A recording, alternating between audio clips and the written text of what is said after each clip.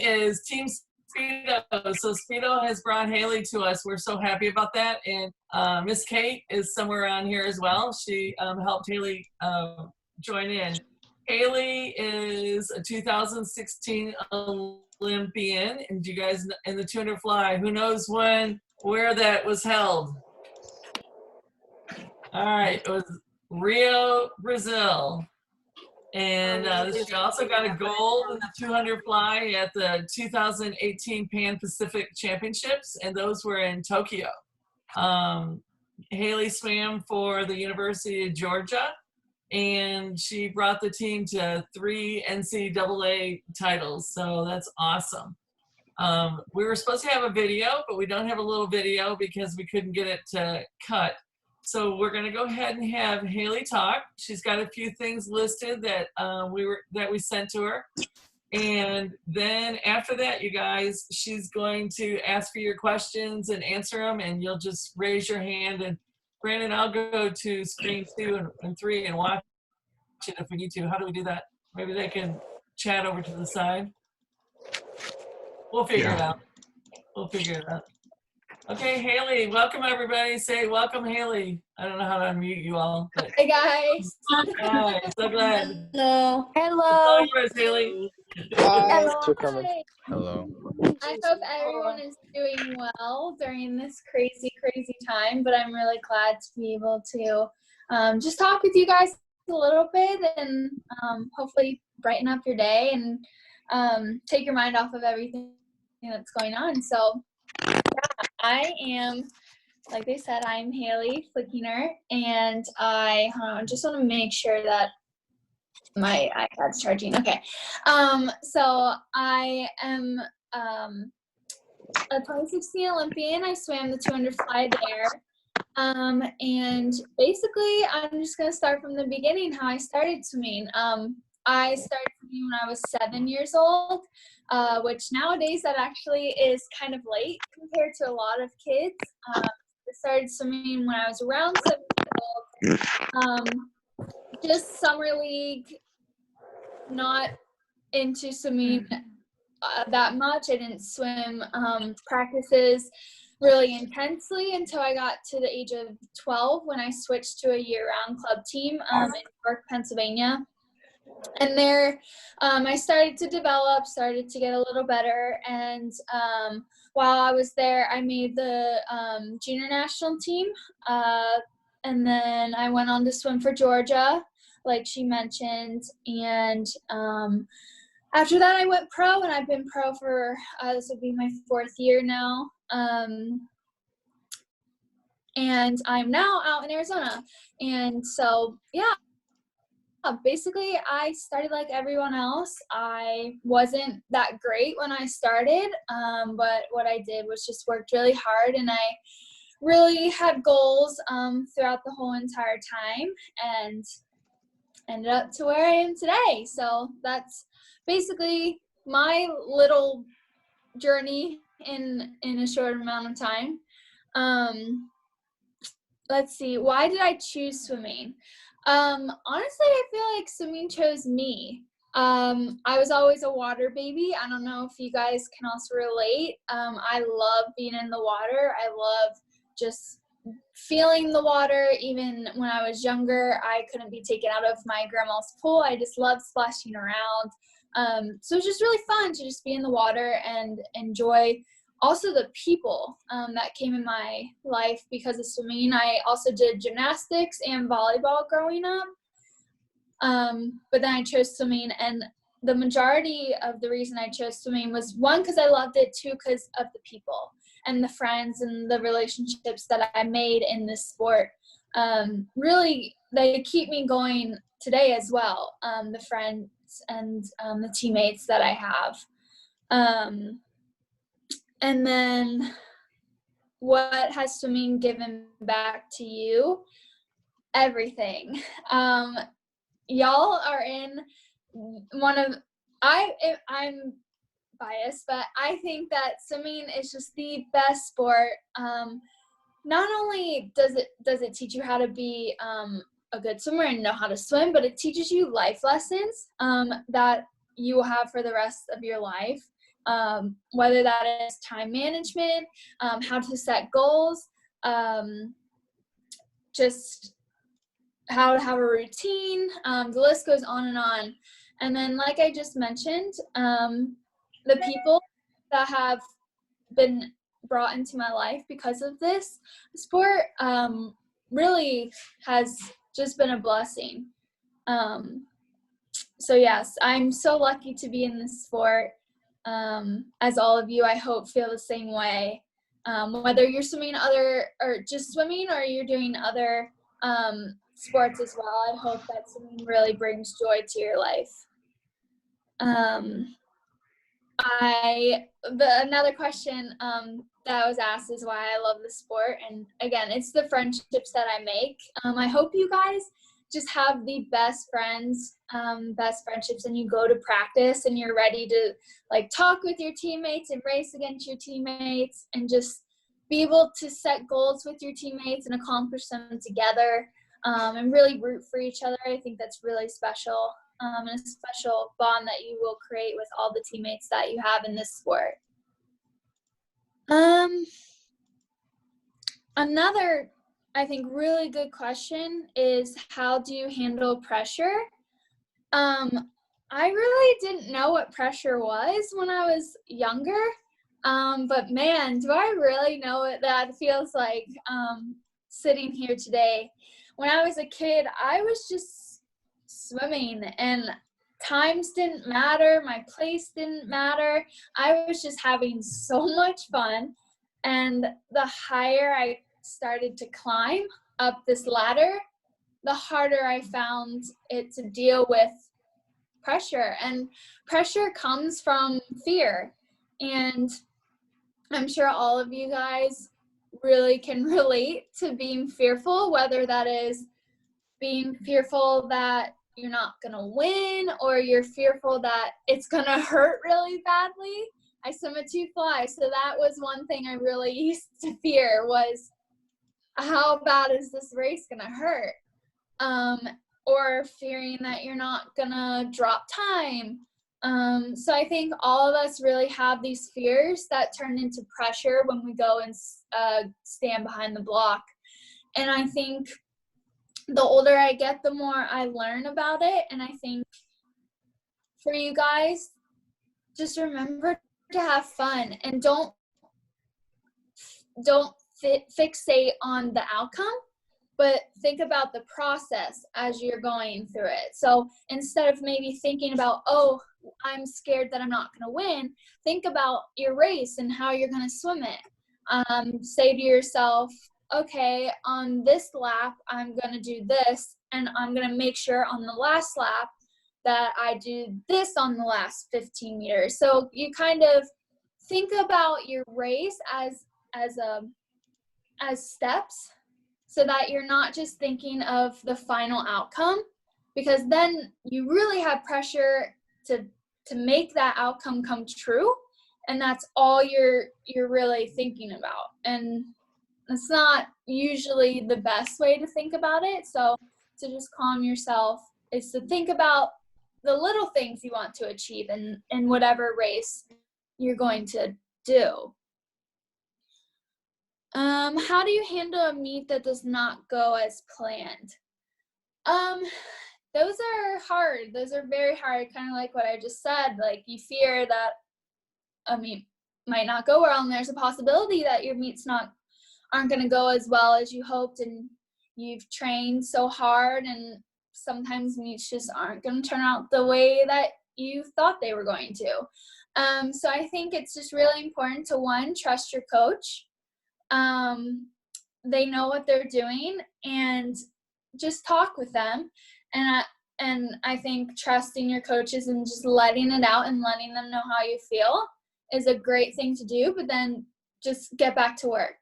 Patience is virtue, and it's key. So you just have to be patient, even though I know it stinks sometimes. But just being patient, and really just, yes, you had a bad meet, but you have more opportunities in the future, and just think of it that way. So let's go to the next question. What do you do after your big meet of the year? How much time do you take off? I usually don't take too much time off. When I was growing up, my club coach, Michael Brooks in York, Pennsylvania, he really didn't have us take time off. We kind of just got back into it. I didn't take a vacation growing up from the time I worked with him because at that point he was still developing me as a swimmer. But now that I'm older, I take about a week or so. Sometimes I go on vacation. Sometimes I just stay at home to relax. But usually it's not more than a week unless I had surgery one year. So things like that happen where you're out longer, but usually just a week. How are you shifting and preparing gears for 2021 Olympic trials? I am doing the exact same thing, thinking the exact same way as I was going into the summer. Right now, we don't have our pool to swim in, so I'm looking at it at other ways to get better. So really my mindset has not changed. I still have the goals that I had, and probably another year means that those goals will get even bigger. So yeah, nothing has changed at all, and we're just gonna keep on rolling. So those are the questions I had on here. Do you want me to go ahead and do shout outs, or do you have any other questions at all? Yeah, swimmers, we wanted to see if you guys had some questions. If you do, you can hit your little thing on the screen to put a hand up. I've got to kind of scroll through these screens. But I did have a question. So during this time, how are you training, I guess? Like, what are you doing specifically? Yeah, so I am very fortunate to have my weight coach here, and I'm on my same lifting schedule. My lifts are longer now because I'm not in the water, so I'm lifting more. I'm doing dry land more. I usually didn't really do cardio, so now I'm doing that. And then I'm in the water in my coach's backyard. He has an endless pool. So I'm in that 4 times a week this week, and starting next week. We still don't have a pool, so starting next week, it'll be 5 times. So trying to stay as active as I can. I think dryland has been the biggest difference. So yeah, I think just finding things at home to be able to do is key during this time. But yeah, just staying active, I think is the biggest thing. Even if I'm home, I really try to not just be on the couch. I've started gardening. I'm cooking a lot more.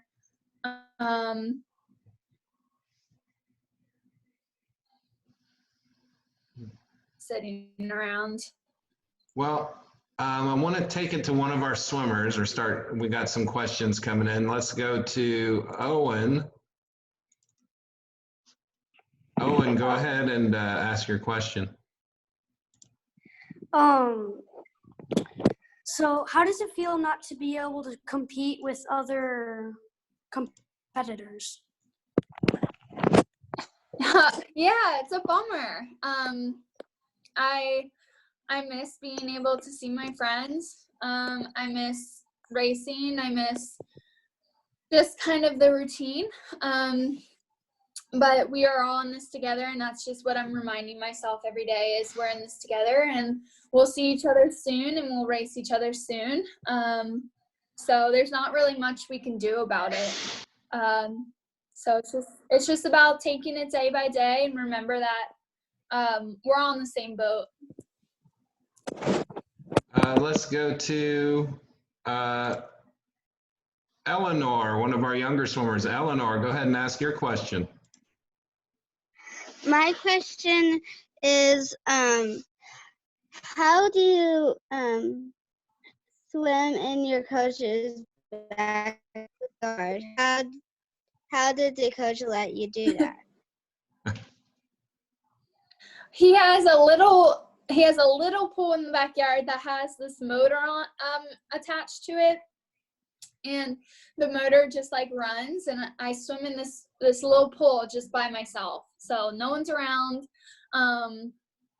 And it's my assistant coach, so it's my assistant coach's. It's her house, but her husband is the coach, like around the pool. Anyway, it's confusing. But anyway, I swim out there by myself. My coach, Bob Bowman, sends me workouts, and I program them into the pool. And yeah, I just swim by myself. No one's around. So Let's go to another question now from Audrey. Okay, you had mentioned that you had a surgery previously and had taken some time off of, or like out of the water. How did you adjust to going back in the water, or do you have any tips for when we do go back? Yeah, so I think tips for going back is just make sure you're smart about it. When I was finished recovering, I wanted to jump right in. I wanted to be back to where I was before surgery as soon as possible. But I think a lot of the time when you're out from surgery, it gives you time to reflect. And I missed the water so much that when I got in, I was just happy to do the 30 minutes that I was allowed to every day. And I think just remembering that you are recovering and you will get back to where you are. It just takes patience. And yeah, just patience is key during recovery off of surgery.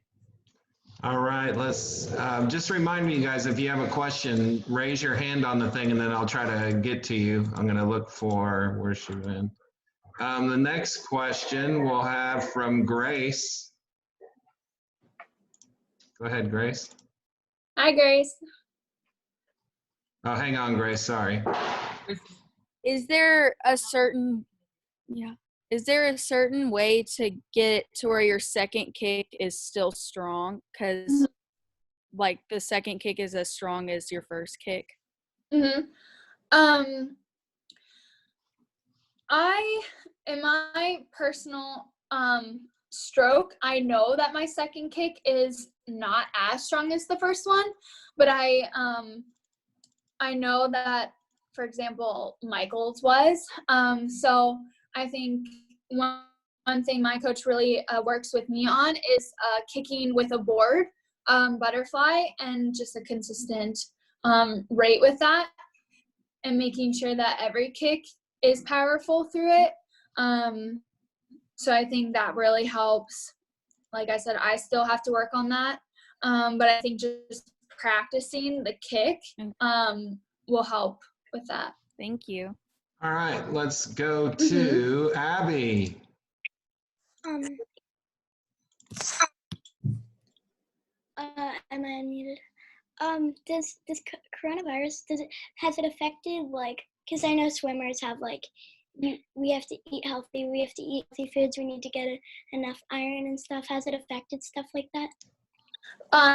Like, are you saying did it affect my Yeah. let's say diet? Yeah. Because yeah, I think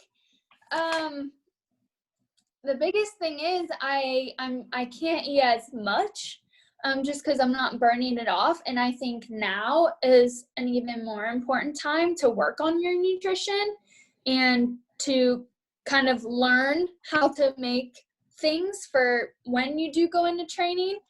So I haven't really strayed from what I eat because I typically do eat fairly healthy.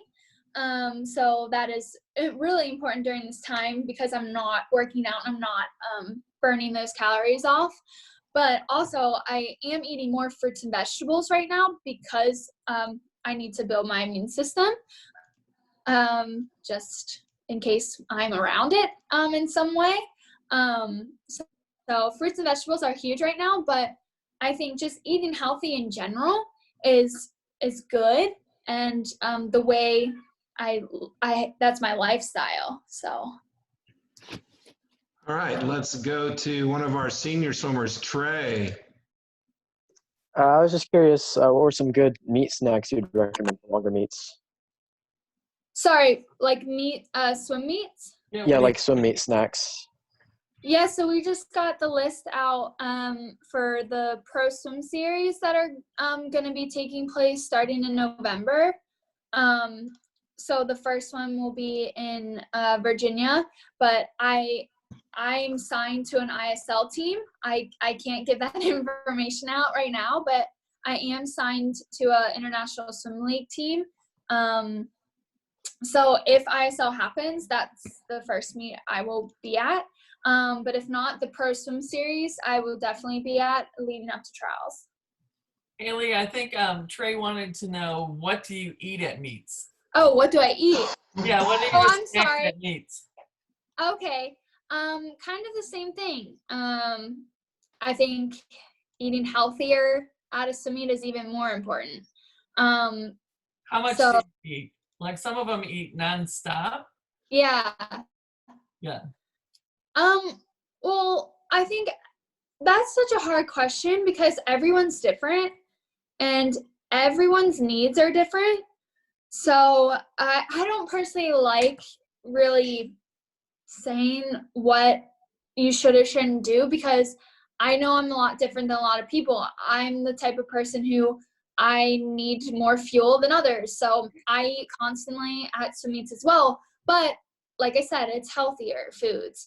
I stick with the carbs. I stick with the meats.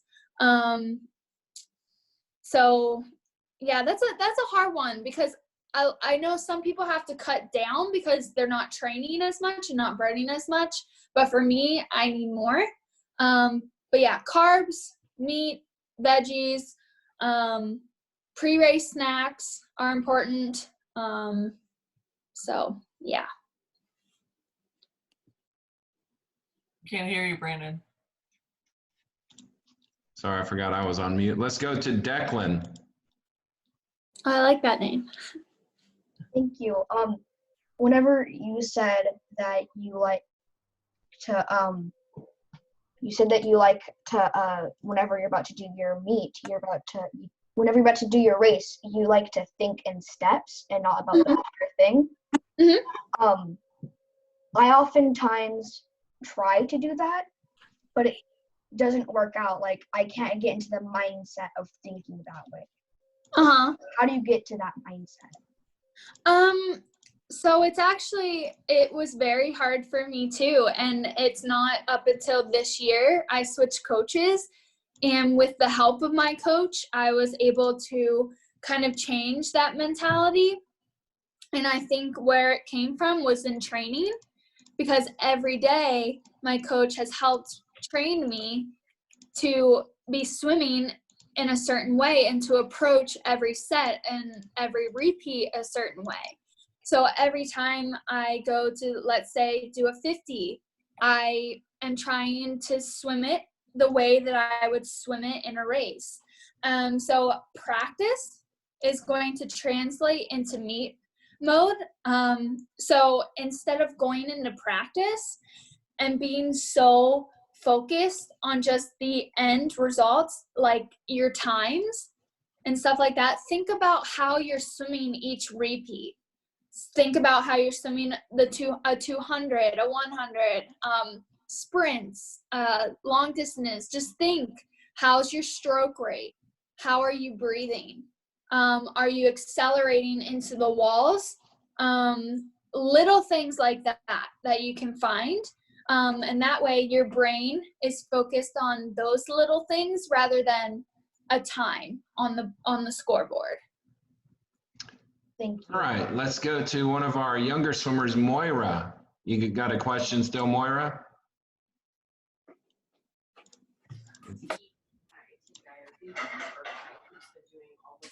Is Moira still on there? Yeah. Okay, go ahead, Moira. Do you have any suggestions to help improve my strokes? What strokes are we talking about?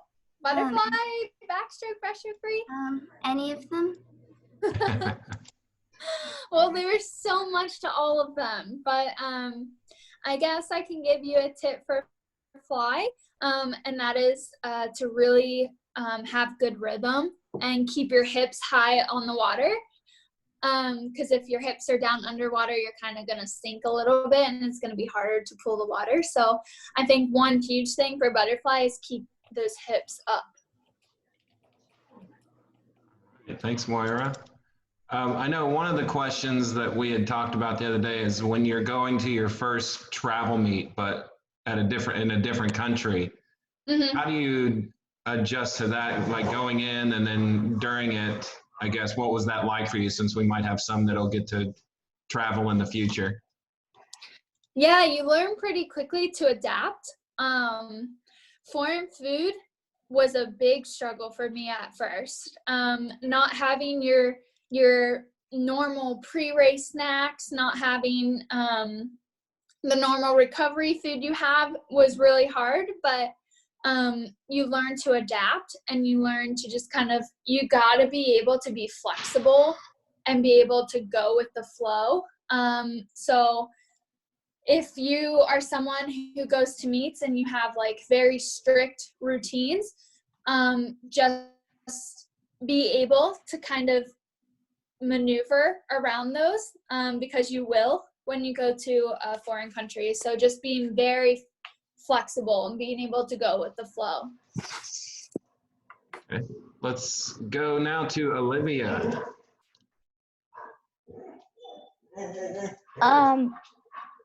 So I was wondering, since you said that you had surgery, was it hard to get back into the pool and get back into your normal exercise and swimming? Yeah, a lot, especially because the time that I got back in the water was when the team I was training with was in full force. Everyone was swimming super fast. They were in great shape. And I kind of felt, I felt defeated at first because, one, I couldn't swim the whole practices, and two, I couldn't keep up. I wasn't in shape because I wasn't able to swim for a few months. So it is hard at first. Getting back in shape is hard, but just really lean on your teammates and lean on your coaches for support during those times if you start to feel a little discouraged. We have another one from Owen. Go ahead again, Owen. I have two questions. One of them is, like you mentioned when you had surgeries, how many surgeries have you had over in your lifetime? I luckily only had 2 that I can remember. And one was when I was like 11 or so. And then the other one was in 2017. So I've been very lucky with surgeries, and knock on wood, I don't have to experience very many more. So yeah, only 2, and only one really affected my swimming. Okay. Also, what kind of got you started with swimming? Like, was it just like swim lesson or swim lessons at I don't know, just like learning how to swim, or was it like, do you remember what team you first started in? Like, Yes, it started with lessons, and just my parents wanting me to learn just how to be safe around the water. And then I moved into the summer league club team at my school district. So it was the Spring Grove Rockets swim team, where I only swam in the summer, and we barely ever practiced, but then we just went to a few meets. All right, let's next go to Amy Linshire. Oh, sorry, it's actually Melina. I thought I changed it. Oh, okay. But my question is, what meet you had the best experience at? It's so hard. There's so many. But probably U.S. Nationals in Irvine or US Nationals in San Antonio. I love being outside and I love swimming outside against my competitors. I just feel free when I'm outside.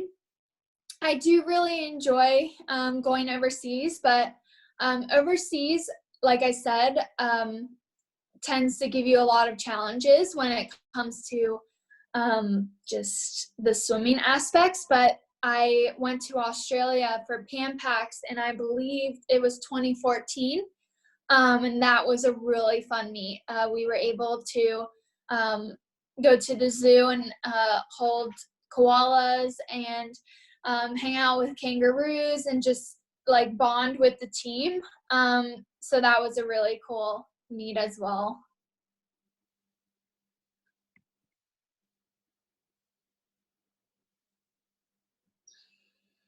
Hey, Brandon, Wesley has his hand up. You're muted. Am I muted? No, Brandon is. Oh yeah, Brandon, you're muted. Can you Oh, sorry. Hattie and Henry. Was your favorite race as a kid 200 fly, or was it something different? It was not 200 fly at all. I actually, growing up, 200 fly was maybe my 4th or 5th event. I didn't really get good at the 200 fly till I was in college, but I was more of a backstroker growing up, and I am in freestyle. Fly was probably my 3rd best stroke. So yeah, I think that's super important for you guys to learn, is that you might be good at something now, but there's so many more opportunities in other strokes and other races. You don't have to be like the best at a certain race right now, and that's the only thing you're gonna be good at. You can evolve, you can work on technique, you can really dive into strokes and get better, which I think is really cool in our sport. All right, let's go now to another one of our senior swimmers, Ariana. So my first question is, after swimming a lot of fly, like I get really tired. So how do you keep your rhythm after swimming a lot of fly? Yeah, like I said before, practice makes perfect. I don't think anyone's ever going to be perfect. But you just practice really does make you better. And I struggled for a very long time trying to do fly. I was not able to do the sets that I can do today that I used to do before. And I think one thing that's really important for fly is shoulder strength. My shoulders are incredibly strong in order to support the amount of fly that I do and the kind of sets I do.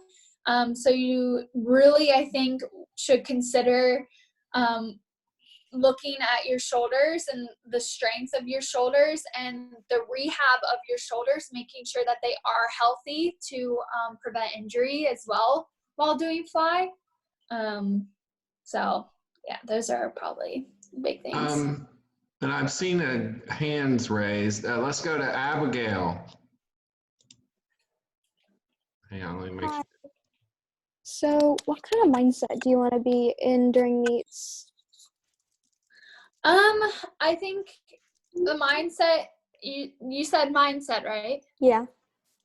I think when you go to a meet, you should really be in the mindset of you're ready to race and you're ready to see how fast you can go.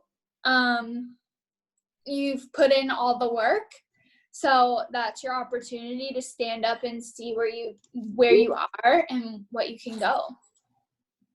Cool. All right, and I know we had another question, hand raised from Wesley. Hang on, Wesley, I'm trying to unmute you. Okay. Thank you. How did you, so my brother's in the room and it's echoing on his. Sorry, just a second. Just go ahead, Wesley. Okay. How did you, like, during your surgery, how did you, like, not lose all your speed and, like, how? Did you?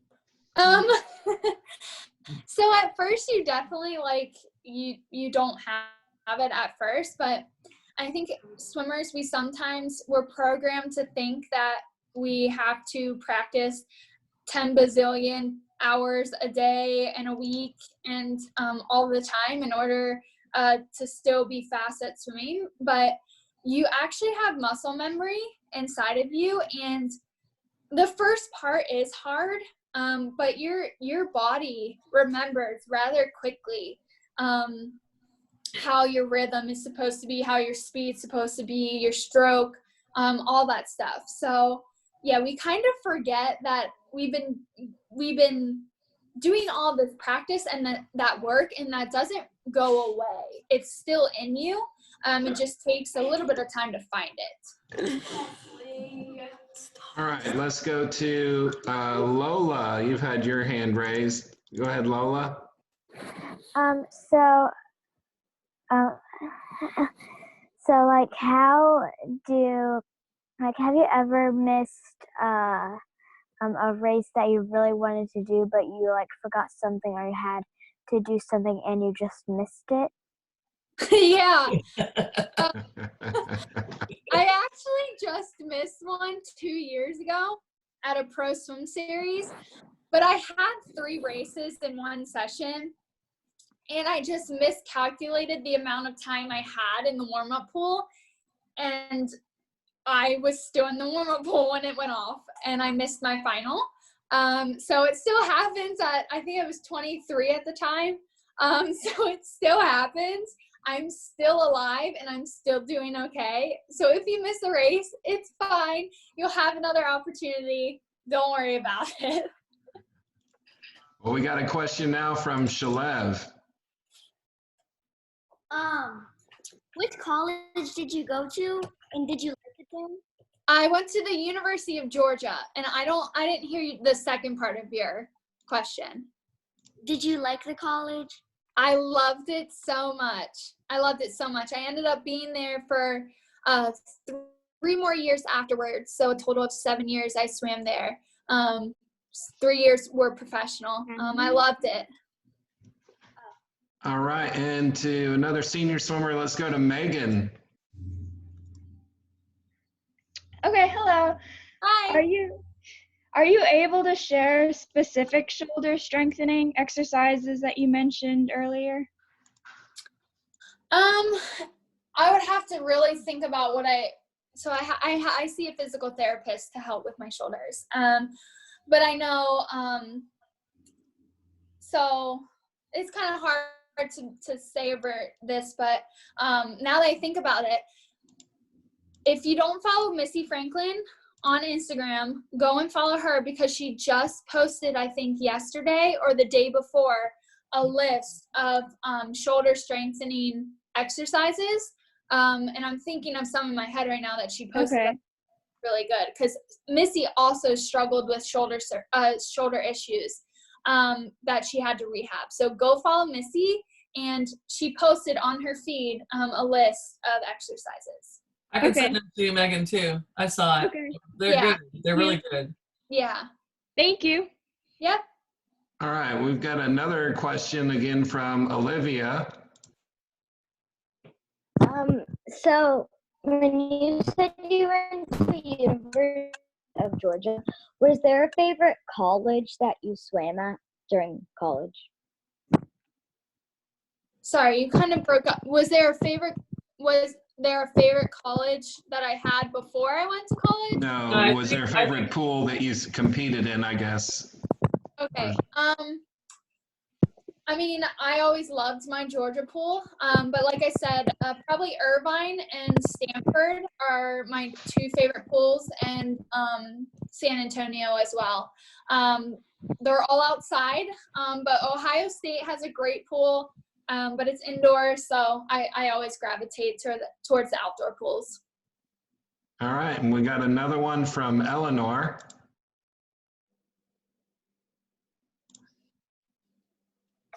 Go ahead, Eleanor. My question is, where did you have the 2 injuries? So my first one, I broke my finger, but I broke it like down here. So I was in like a hand cast, and that was when I was younger. But then I had an intercostal strain that's right up here in the rib cage area. So that was another big injury. And then I had surgery on my tonsils and my adenoids in 2017. All right, we have another question from Moira, but let's narrow down the strokes this time, Moira. No, it's a different question. Okay. You said, mentioned earlier that you do travel meets, like different countries. What would you pack when you do a travel meet? I pack a shirt for every day, a pair of pants for every day, a pair of socks for every day. I have one per day of everything. That's always how I've been. I'm always overweight. My bag is always overweight. But I'm really prepared. I even bring a little extra. I bring snacks. Snacks are huge to bring from the US because you can't find them a lot of places in foreign countries. And once you get tired of eating foreign country food, you're really going to want the protein bars that you brought. So always bring your own snacks to have. And then, of course, all your swimming equipment and your swimsuits, your goggles. All right. And let's see. We had another one from Lola. Okay, so what is your favorite snack that you like for swim meets? So I can tell you that I eat bananas a lot at swim meets. They're very easy to digest, and I also really like having Chobani yogurts or Chobani yogurt drinks. They have a lot of protein in them. I'm fortunate that I have a pretty good digestive system, so I actually drink a yogurt drink about 30 minutes before I swim. Not for everybody, so just throwing that out there. But they're always on the healthy side. I think fruits are really good. Yeah. All right, and then let's go to a question from Andrew. Okay, so how do you deal with the language barrier whenever you're in foreign countries or swim meets? To be honest, we don't really have much contact with the outside world. When we're at swim meets, we're at a swim meet. We mostly travel from the airport, the hotel, the pool, back to hotel. On occasion, we'll be able to go and go to, let's say, the zoo was an example that I went to in Australia.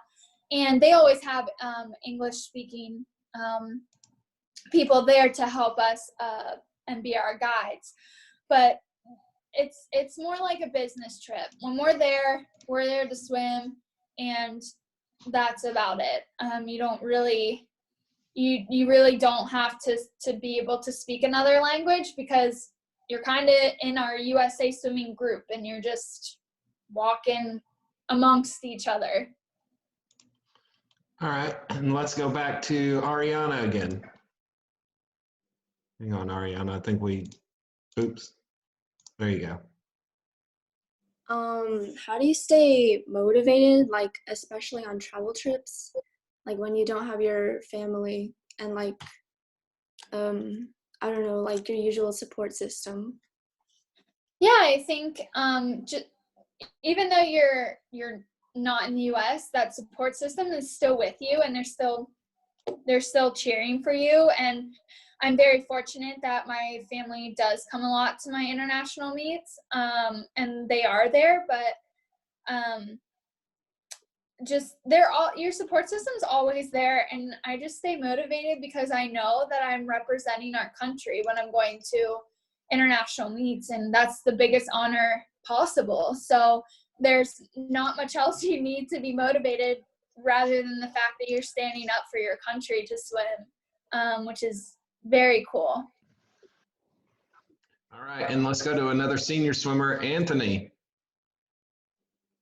Oop, there you go. Oh, hi. Phoenix is a little bit scared right now, so he wants me to ask this. He wants to know what you majored in college. Finance. Oh, okay. Yep. All right, and then let's go to Sophia Whitney. What's your favorite type of swimsuit to wear? Speedo. I wear the Speedo Valor. It allows me to be super free. Like I said, I have huge shoulders and I'm on the smaller side. I'm shorter, but I have massive shoulders. And for fly, I need flexibility. So Speedo, I only wear Speedo. Yep, and Speedo One Back is my favorite practice suit. For all those out there, it's the only practice suit that I basically wear when I'm in competitive mode. So, yep. All right, did anybody else have any other questions that you wanted to ask? I did. All right, go ahead, Wesley. Casey, turn. Okay. At swim meets, a lot of my friends bring like pasta noodles. Are those a good thing to bring or not? Yeah, I think so. Is it like ramen noodles? No, it's like spaghetti. Oh, yeah, for sure. I think carbs are huge. You have to have energy to run on. So I definitely think carbs are fine. Like I said, everyone's different. But I would, and I'm not a nutritionist, but what I was taught is carbs are important. So, yeah.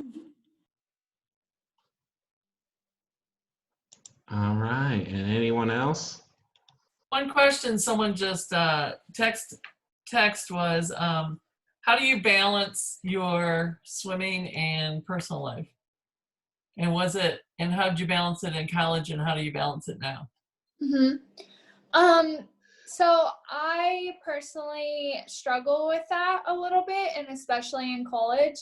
But I think just finding the things that make you happy outside of swimming and not letting them slip away, and make sure you're giving yourself time to do those things outside of swimming.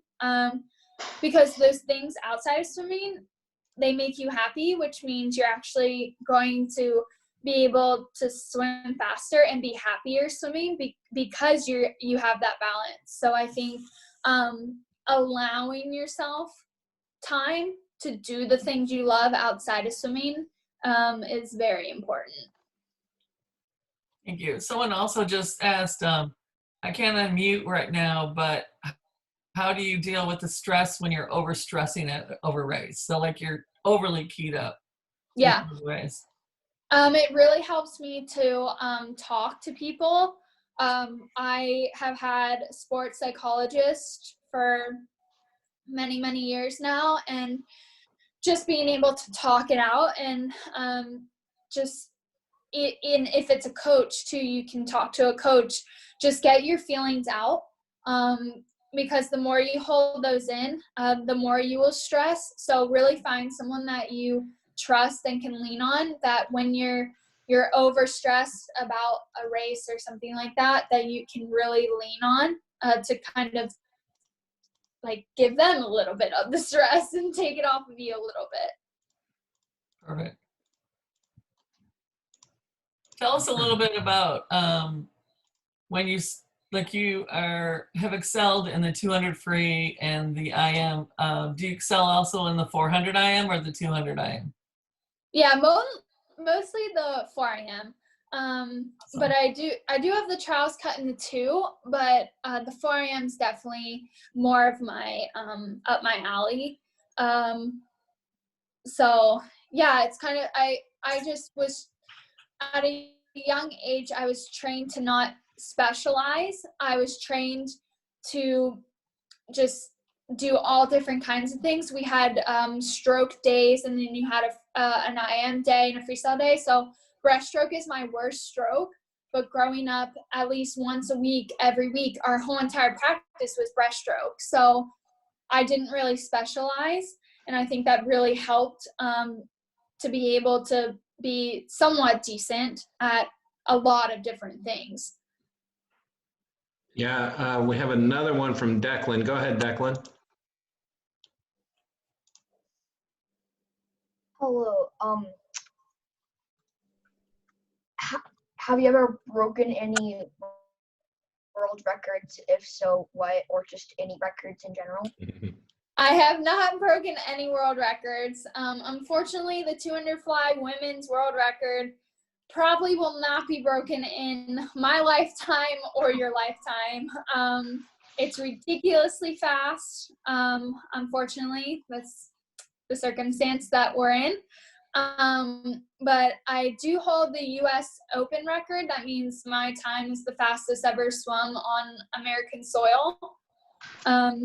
So the American record is one that I'm also going after. That was also done in a suit, so we shall see. I'm trying to train as hard as I can to one day pass that. So yeah, unfortunately I'm sitting at the US Open record, but it was a record that was, I think, 36 or 39 years old when I broke it. So it's a very old record. So we're making progress, but I think world record in a 2 fly, it might stand for quite a while. That's good. That's good. We had one of our swimmers who can't unmute because it'll create a buzz, but this is from Lila. She wanted to know what your favorite thing about swimming is, or what makes it better and different than the other sports for you. Like I said, I think the people. I don't know. I played different sports growing up, but our swimming community is so special. I think we just have this culture in swimming of excellence, and swimming's a hard sport. And being in a sport where you're working hard with your teammates, and it's an individualized sport, but each and every day your teammates are pushing you to be a better version of yourself. I just think the people that you get to be with because of the sport is really why I love it so much. And I just moved teams this year, and now I'm a part of a whole new group and a whole new friend group, and it still amazes me, the people that are in my life because of this sport. And kind of piggybacking on that, when did you decide on Georgia and why? Yeah, so I decided after, I knew right away. A lot of people say that is you go to the campus, you take a trip, and you know. I took 3 trips total. I went to Florida, and then Georgia, and then Texas. And I knew right after I left Georgia that that's where I wanted to go, but my parents wanted me to go to Texas, and just to make sure. So I knew Georgia was the one. I loved it. Number one, the team. I felt like I belonged the most with that team, and the coaches, and just the culture that was at that team. I loved so much, and I fell in love with it. Okay. Anybody else have a question, Maggie? Did you? One that just came to me is, did you train with mainly guys or mainly girls when you were growing up? And did you, I'll have to rephrase this, I guess. And when you trained with girls, did you guys compete with each other and not against each other? Yeah, so growing up, I was mainly with guys. I'm still with guys, but there's always the girls that are around. But I've always swum on mixed teams, and so I was it was mainly guys because I was always on the interval, but at the same time there were also girls and guys. So I feel like we always kind of were pushing each other. But what you do kind of find, and I think as you get older as well, is guys tend to be more relaxed and not really care as much if you beat them, which is the opposite of girls. Girls tend to get a little upset, but I was very fortunate to be at Georgia and now at ASU, where it's more of just making each other better. And yeah, I mean, for all the girls that are listening out there, you're not weird or wrong for getting upset at someone for beating you, because we all are like it. It's just how we're wired. But you do have to remember that, like, you can't get upset at someone for beating you because they're trying to get better. I think you need to remember that, and instead just make it motivation. That person is actually making you better. So instead of thinking it in a way that is negative, like, oh, that person's beating me, think of it as, this person is actually making me better. Like, if I didn't have someone that was beating me and pushing me and me wanting to beat them so bad, I wouldn't be able to get as good and be able to push as further. So just remember that those people actually are making you better. Do it in the pool. Leave it in the pool, right? Yes. Yeah, that's great. I don't have any others coming through to me, I Brandon. have one more from, let's take one more from GT. Go ahead, GT. What are some of the places that you've been to on travel meets? A lot. It's a long list. So Peru was my very first junior national team. So that was the very first place that I went. And then, like I said, Australia. I've been all over Europe. I've been to South Korea twice, Brazil, Japan. There's a ton of different places. I'm forgetting all different ones. But yeah, this sport can take you all around the world. So it's something that all of you, I hope, look forward to continue to get better and hopefully make some teams in the future to be able to travel the world and swim and do what you love. Haley, here's one 200 fly a question that just came through. How do you swim? You translate the 200 fly short course and long course. What are you doing differently? Yeah, so I'm just gonna say it. They're completely different races. I was never great at the 200 fly short course. It probably was my third or fourth best event. So short course 200 fly, it's all about your underwaters, period. And when it comes to long course, it's about who has the endurance. So I think just remembering those two things. Short course, underwaters play a huge role in that. But long course endurance, I think, is key. All right, let's see. And we'll take one more, I guess, from Phoenix. Yeah. Okay. What do you think about doing the 200 fly, or like how do you swim it? So I have a race strategy. It changes a little bit depending on what my coach says each time, but it's generally close in the same, where the first 50, it has to be easy.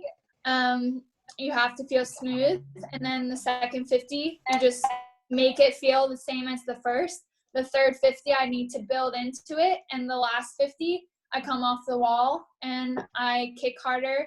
My tempo goes up, and from the 20 meters in, it's an all-out sprint.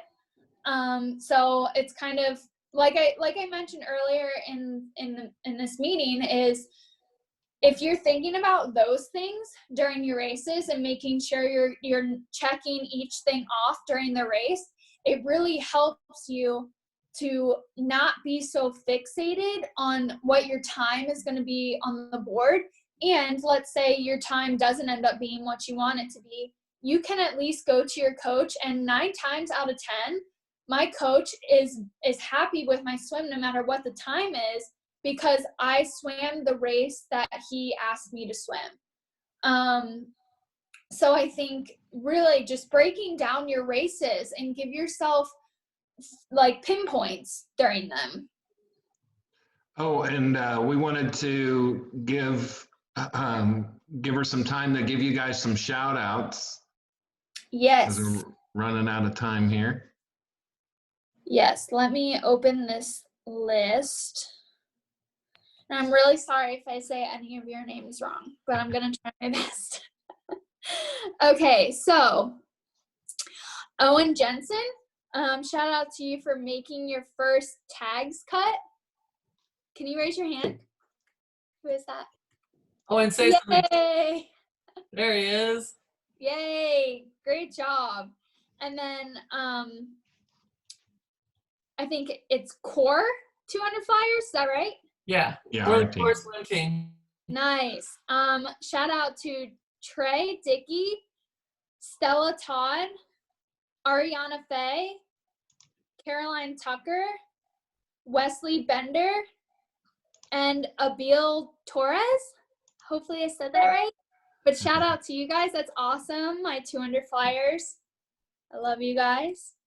And then finally, Campbell Chase for winning the 13 and 14 girls 50 free and 200 IM at short course tags. 2? Awesome. That's awesome. Great Where's job, Campbell? guys. Make Campbell show on the screen. Chester, say something. And where's Campbell? We have somebody on here. I don't see her anymore. No, I don't see her. Okay. Haley, we are so happy you're here with us and that you took the time to be with us. And we're definitely, I think what's exciting is that everyone can watch you now. And when you guys see it on TV, we can watch her on TV. You can watch her online. And you're going to look for Hali Flickinger on the block, right up there. And we can all swim it with her. And then when you guys are swimming, she'll be behind in your heads too. But it's pretty exciting. So yeah. Thank you guys. Thank you for listening. I hope I could be some of assistance to you guys. And I wish you all the best of luck. I know we don't really have pools our normal routine, but we'll be back to it soon. And I hope you guys are more motivated than ever to get back in. Thanks. Right. I think so. Thank you. Okay, everybody wave. Bye, guys. Bye-bye. Thank you. Bye. Thanks, Haley. I appreciate it. I'll get your email from Kate. Thank you for doing this. Thanks, you guys. Bye. Thank you.